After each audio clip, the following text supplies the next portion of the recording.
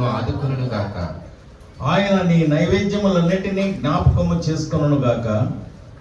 నీ దహన బలులను అంగీకరించును గాక. నీ కోరికను సిద్ధింపచేసి నీ ఆలోచన యావత్తును సఫలపరచును గాక. యెహోవా, నీ రక్షణ బట్టి మేము జయోత్సాహము చేయుచున్నాము. మా దేవుని నామమును బట్టి మా ధ్వజము ఎత్తుచూ ఉన్నాము. నీ ప్రార్థనలన్నీ యెహోవా సఫలపరచును గాక. యెహోవా తన అభిషక్తిని రక్షించునని నాకు ఇప్పుడు తెలియను. రక్షణార్థమైన తన దక్షిణాస్త బలము చూపును. తన పరిశుద్ధ ఆకాశములో నుండి అతనికి ఉత్తరమిచ్చును. కొందరు రథములను బట్టి, కొందరు గుర్రములను బట్టి అతిశయపడుదురు.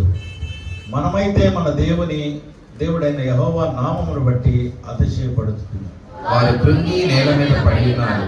మనము లేచి చక్కగా నిలుచుచున్నాము. యెహోవా రక్షించుము. మేము మొర్రపెట్టినప్పుడు రాజు మాకు ఉత్తరమిచ్చును. దేవుడి వాక్యాన్ని మన వెనుకడిలో దీవించవలసి.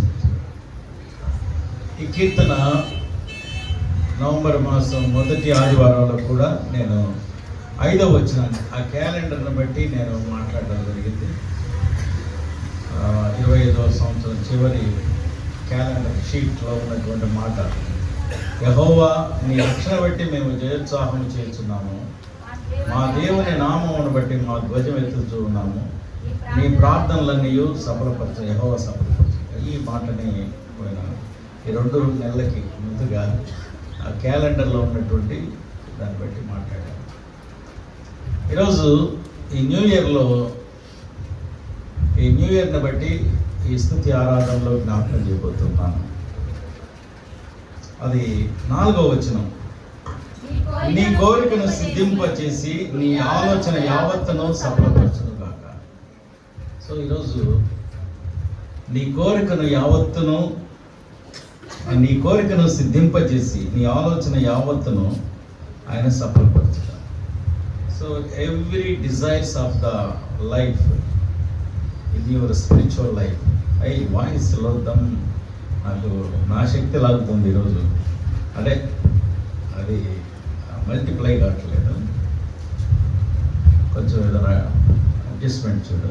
వాయిస్లో ఇది లేదు.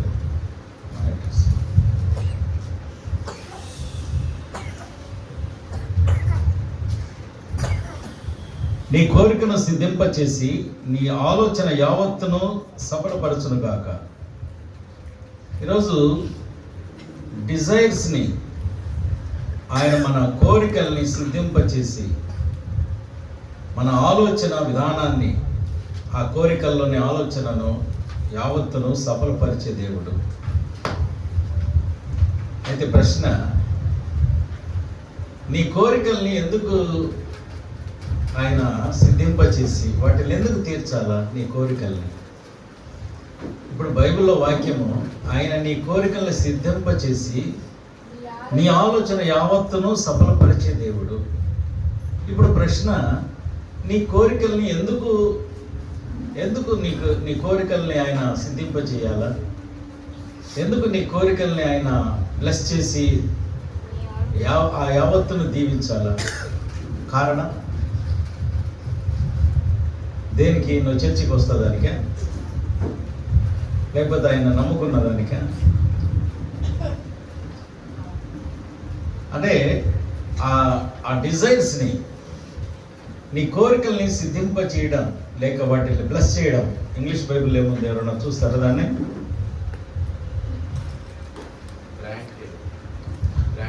ఇంగ్లీష్ ఎన్ఐవినా? NIV okay. దేవుడు ఎందుకు దాన్ని గ్రాంట్ చేయాలి? ఎందుకు ఇవ్వాలి? ఇప్పుడు ఇంట్లో పిల్లలు ఉన్నారు. మా పాప నన్ను అడిగింది, నాన్న నాకు జాబ్ వచ్చింది కాబట్టి నాకు ఏదైనా, తను అప్పుడే సంపాదన స్టార్ట్ చేసింది.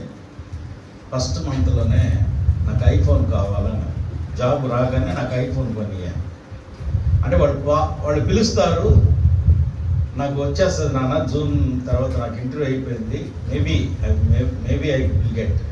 నేను చాలా ఇబ్బంది పడ్డాను, నా సెల్ ఫోన్ ద్వారా ఇంటర్వ్యూ చేయలేకపోయినా నాన్న, చర్చిలోకి వచ్చి కూర్చొని నేను ఇంటర్వ్యూ చేశాను అని నన్ను అడిగినప్పుడు నేను 2022 సెప్టెంబర్, అతనికి ఆగస్టు జాబ్ వచ్చింది, సెప్టెంబర్ అక్టోబర్ ఫస్ట్ వీక్లో నా డబ్బులతో కట్టుకొని వచ్చాను.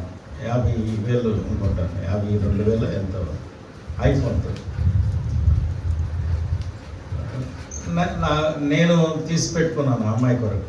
సో అలాగే నా బిడ్డలు ఇద్దరు, ఎవరైనా అమ్మాయినే కదా పెద్ద అమ్మాయినా, ఒక పని చేసి నాకు ఇది కావాలా, ఇదిగో నాకు ఈ ఫస్ట్ మార్క్స్ వస్తాయి, మనం కూడా చెప్తాం, నువ్వు కానీ స్కూల్లో ఫస్ట్ వస్తే నేను ఇది ఇచ్చేస్తాను, లేకపోతే నేను ఇంకోటి చేస్తాను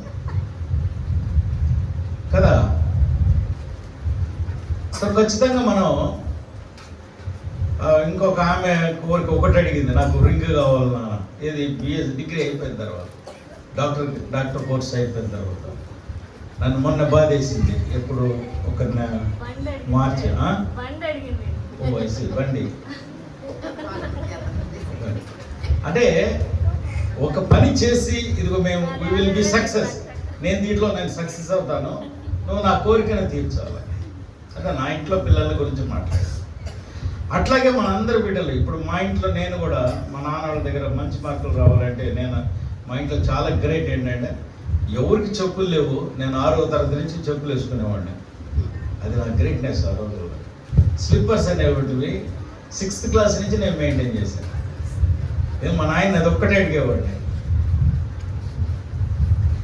మా నాయన ఒక చీపురు పుల్ల కొలత వేసుకొని జోబులో పెట్టుకొని కందుకొని వెళ్ళి ట్రెజరీ ఆఫీస్కి వెళ్ళి జీతాలు మార్చుకొని వచ్చే ఉద్యోగం మా నాయనది.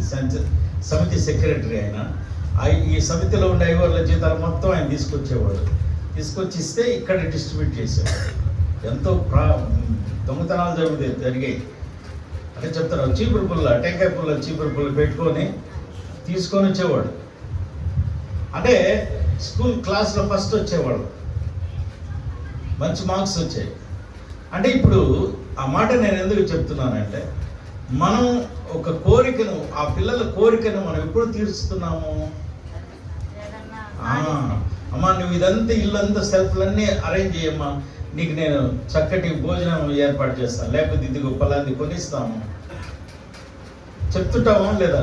సరే, ఇప్పుడు ఈయన కూడా నీ కోరికను సిద్ధింపజేసి నేను నీ ఆలోచన యావత్తును సఫలపరుస్తాను అని అంటున్నాడు. ఈయనకేం ఉండదా? ఈ తండ్రికి ఏముండదా? మన దగ్గర నుంచి ఏమి don't anything he will expect from us. మన దగ్గర నుంచి ఏమైనా ఎక్స్పెక్ట్ చేస్తున్నాడా? అర్థమవుతుందా మీకు? ఈ తండ్రి నీ కోరికలు సిద్ధింపజేస్తాను, నీ కోరికని నేను చేస్తాను అని అంటున్నాడు. అన్నప్పుడు ఈయన కోరికల్ని ఆయనకి ఇష్టమైనటువంటి విధంగా మనము కూడా మన జీవితాల్లో మనం మారాలి. అంతేనా లేదా? ఖచ్చితంగా. అంటే దానికి ఎందుకు అనంటే, రెజల్యూషన్ తీర్మానం అనేది లేకుండా, ఒక తీర్మానం లేకుండా ఏది కూడా కోరికలు సిద్ధింపజేయి. ఇప్పుడు తీర్మానం ఏంటి? నేను 10th పాస్ అయితే నాకు ఇది మా నాన్న కొనిస్తాడు, నేను ఇది పాస్ అయితే ఇది చేస్తాడు అనే ఒక తీర్మానం జరుగుతూ ఉంది. రెజల్యూషన్స్ జరుగుతున్నాయి, దాని ఇంగ్లీష్లో రెజల్యూషన్స్. కానీ ఇప్పుడు నీ కోరికను సిద్ధింపజేయడానికి, నీ కోరికల్ని సఫలపరచడానికి ఇదిగో దేవునితో ఒక రెజల్యూషన్ చేసుకోవాలి, ఒక తీర్మానం చేసుకోవాలి. ఇదిగో నేను ఈ సంవత్సరం నుంచి మందిరానికి రైట్ టైంలో వస్తాను, స్త్రీల సహవాసానికి ఖచ్చితంగా నేను అటెండ్ అవుతాను, గురువారం సంఘారాధనలకి నేను ఖచ్చితంగా వస్తాను, ఇదిగో ఫలాని విషయాలలో నా దగ్గర ఉన్నటువంటి ఆ బిహేవియర్ని నేను మానుకుంటాను, ఆ అలవాటుని నేను మానుకుంటాను, లేకపోతే నాకున్నటువంటి కొన్ని అత్యాస ఉన్నటువంటి విషయాల్లో నుంచి నేను దేవుని దగ్గర ఇది వదులుకుంటున్నాను.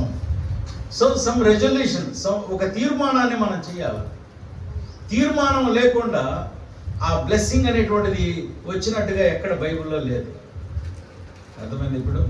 అంటే ఖచ్చితంగా దేవుని దగ్గర నుంచి ఒక దీవెన, ఒక కోరికను దేవుడు మిమ్మల్ని ఆస్వాదించాలి అని అంటే ఒక తీర్మానం అనేటువంటిది కావాలా?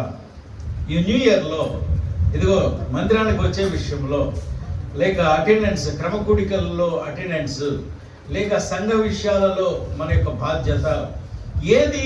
ఒక తీర్మానాన్ని you have to commit your self.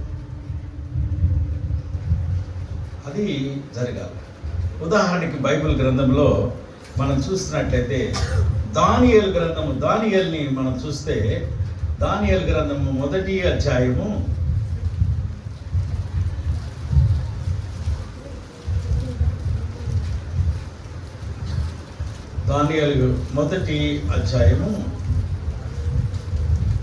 8వ వచనాన్ని చూద్దాం.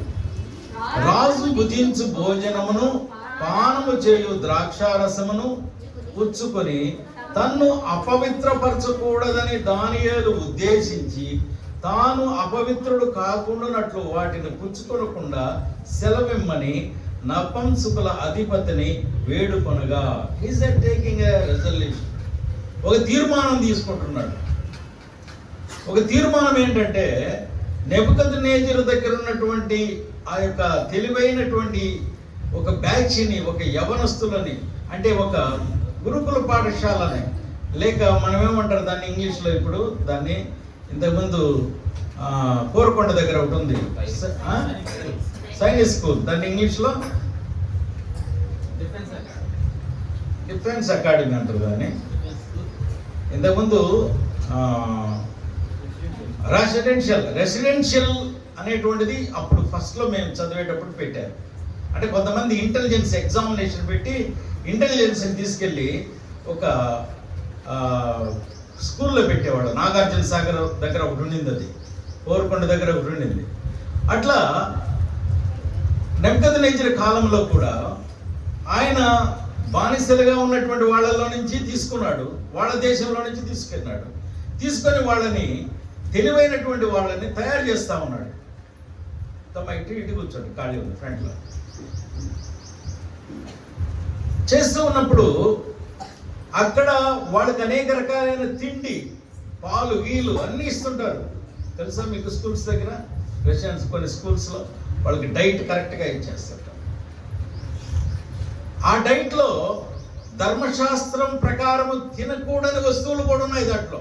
బెబిలోనియన్ పీపుల్ తింటారు, వీళ్ళు తినరు, యూదులు తినరు.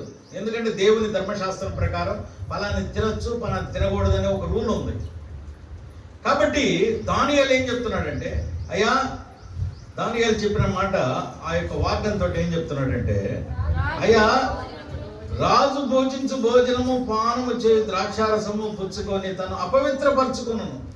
కొన్ని విషయాలలో నన్ను నేను అపవిత్రపరచుకోను, భోజనం విషయంలో. So is taking a resolution. ఒక తీర్మానం తీసుకుంటున్నాడు. అమ్మ, అర్థమవుతుందా అన్నమాట? అర్థమవుతుందా? ఒక తీర్మానం తీసుకున్నాడు. కాబట్టి తీర్మానం తీసుకోవడం వల్ల ఆయనలో వచ్చిన మార్పు ఏంటంటే, అక్కడ ఉన్నటువంటి మొత్తం మీద ఆ వచనాన్ని మనం చూద్దాం. 17వ వచనమా? అదే అధ్యాయంలో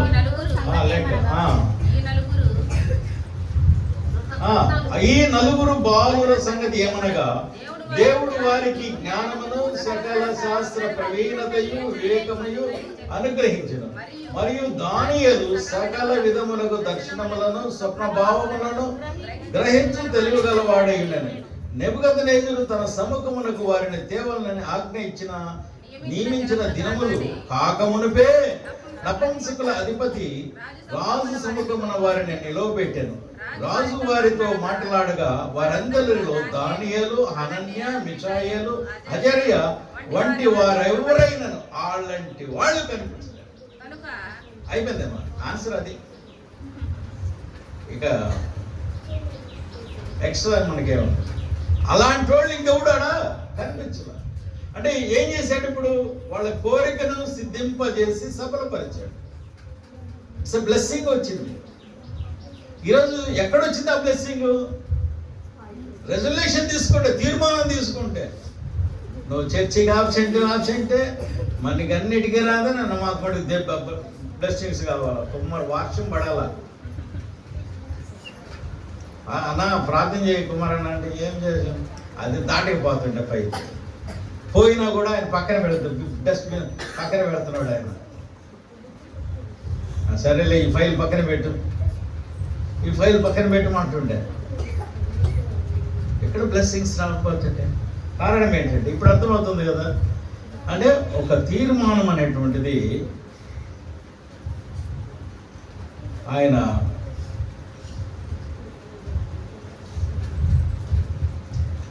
నీ ఇంట్లో నీ సమృద్ధి విషయంలో కానీ ఈ సంవత్సరంలో అయ్యా నేను ఆబ్సెంట్ కాను, లేట్ కాను, నేను ఈ సంవత్సరం పోయిన సంవత్సరం బైబిల్ సరిగ్గా చదవలేదయ్యా, ఈ సంవత్సరం నేను ఒక క్రమంగా నేను దీన్ని చదువుతాను, అలాగే ఒక్క ఆత్మైన నేను మందిరానికి తీసుకొస్తానయ్యా. Would you like to be interest to take that resolution? మీరు ఆ తీర్మానం తీసుకోవడానికి ఇష్టపడుతున్నారా? అయ్యా నేను మందిరానికి లేట్గా రాను, ఒకటి. అయ్యా నేను క్రమకూడికలకు కూడా హాజరు కాగలను కాదు, అవుతాను. రెండవది, మూడవది, నేను ఒక ఆత్మనైనా ఈ సంవత్సరం తీసుకుందాము రెజల్యూషన్స్. ఈ కోరికని సిద్ధింపజేయాలంటే కోరికని మనం దేవుని దగ్గర తీసుకోవాలి. పౌలు తన జీవితంలో దేవుని విషయాలలో ఆయన తీసుకుంటున్న రెజల్యూషన్స్ని, ఆయన తీర్మానాల్ని మనం చూస్తే ఫిలిప్పీలకు రాసిన పత్రిక 1వ అధ్యాయము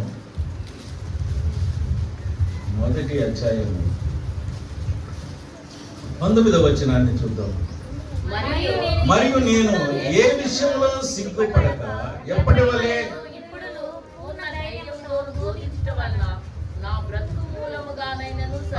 ఇది నా బ్రతుకు మూలముగానైనను చావు మూలముగానైనను క్రీస్తు నా శరీరమందు కనపరచబడను.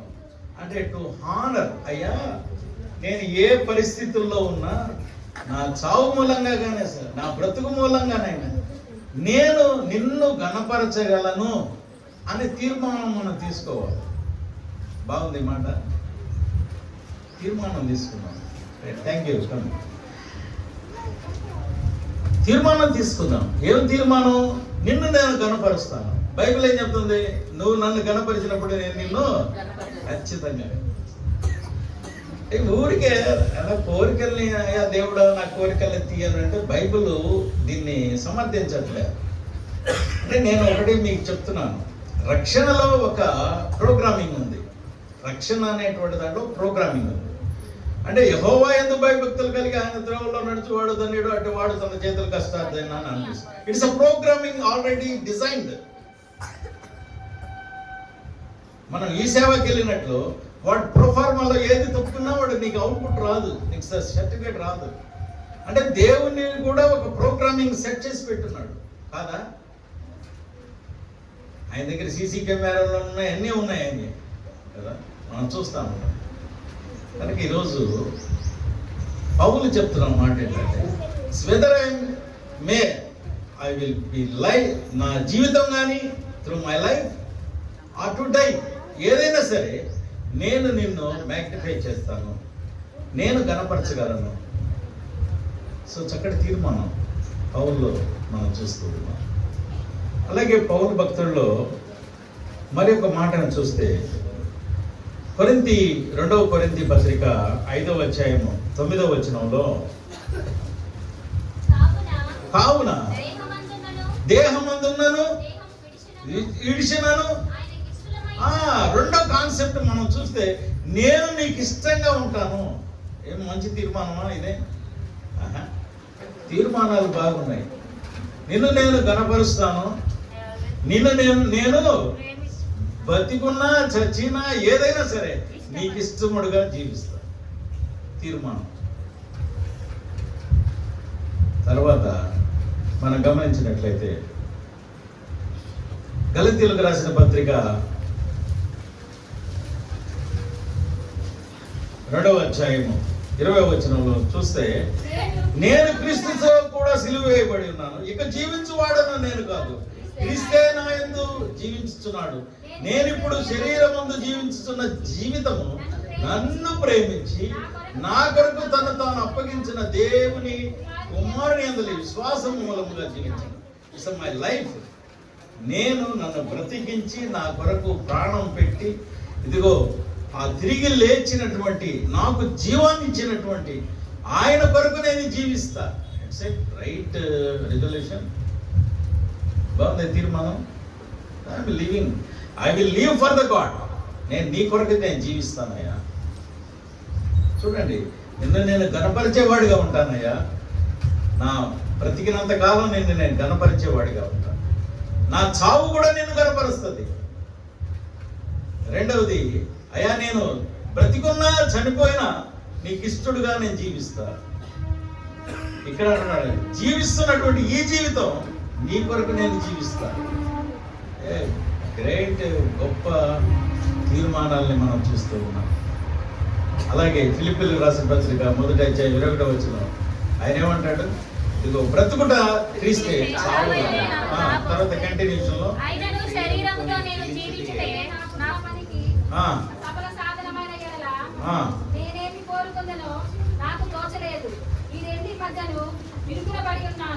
నేను పెరిగిపోయి క్రీస్తుతో కూడా ఉండవలెనని నాకు ఆశ ఉన్నది. అది నాకు మరీ మేలు. అయినను నేను శరీరమునందు నిలిచి ఉండుట మిమ్మల్ని బట్టి మరి అవసరమై ఉన్నది. మరియు ఇట్టి నమ్మకము కలిగి నేను మరలా మీతో కలిసి ఉండుట చేత నన్ను గూర్చి క్రీస్తు యేసునందు మీకున్న అతిశయము అధికమగునట్లు మీరు విశ్వాసమునందు అభివృద్ధియు ఆనందము పొందు నిమిత్తము నేను జీవించి మీ అందరితో కూడా కలిసి ఉందునని టు గివ్ ద ప్రోగ్రెస్. నువ్వు అయ్యా నేను మందిరంలో ఉన్నాను, నేను ఈ చర్చిలో ఉన్నానయ్యా, నా ద్వారా ఈ మందిరం వృద్ధి చెందేదానికి, నేను అభివృద్ధి చెందేదానికి, మనుషులకి సహవాసంలో నేను ఒక డెవలప్మెంట్ని తీసుకొచ్చేదానికి ఉంటానయ్యా అని తీర్మానం చేసుకుంటున్నాడు ఆయన. నేను చచ్చిపోతే నేను ఆయన దగ్గరికి వెళ్ళాలని ఇష్టం ఉంది, బ్రతికితే ఆయన కోసం బ్రతుకుతాను. But whatever it may be, నా విశ్వాసము, నా భక్తి, నా యొక్క క్రియ, ఇవన్నీ కూడా ఈ సంఘము, ఈ సహవాసం యొక్క అభివృద్ధి కొరకు నేను ఉంటాను. బాగుంది తీర్మానం. ఒకటే తీర్మానం, నేను కనపరుస్తాను, నీకు నేను ఇష్టంగా ఉంటాను. ఇప్పుడు నేను కనిపిస్తున్న జీవితం అది నా కొరకు కాదు, నీ కొరకు నేను జీవిస్తాను. అదేవిధంగా సంఘం యొక్క అభివృద్ధి కొరకు నేను జీవిస్తాను. రెజల్యూషన్స్ లేకుండా, తీర్మానం లేకుండా, ఇప్పుడు ఈ 4 లేక దానియేలు తీసుకున్న తీర్మానాల్లో కానీ ఏదైనా ఒక తీర్మానం తీసుకున్నప్పుడు ఖచ్చితంగా నువ్వేమవుతావు? అరే నాయన, చదివింది ఏంది? నీ కోరికను సిద్ధింపజేసి నీ ఆలోచన యావత్తును ఆయన ఏం చేస్తాడంట? సఫలపరుస్తాడు. సఫలపరిచే దేవుడు నీ యొక్క యావత్తును, నీ ఆలోచన యావత్తును సఫలపరిచేది. So God will make you the succeed in your life. ఆయన ఖచ్చితంగా నీ జీవితంలో ఒక దీవెనకరమైనటువంటిగా చేస్తాడు. అతి దేవుడు ఎదుగో ఆయన నామము నిన్ను ఉద్ధరించును గాక, ఆయన నామము నిన్ను ఉద్ధరించును గాక. లేదమ్మా పైకి దేవుని స్తుతిద్దామా.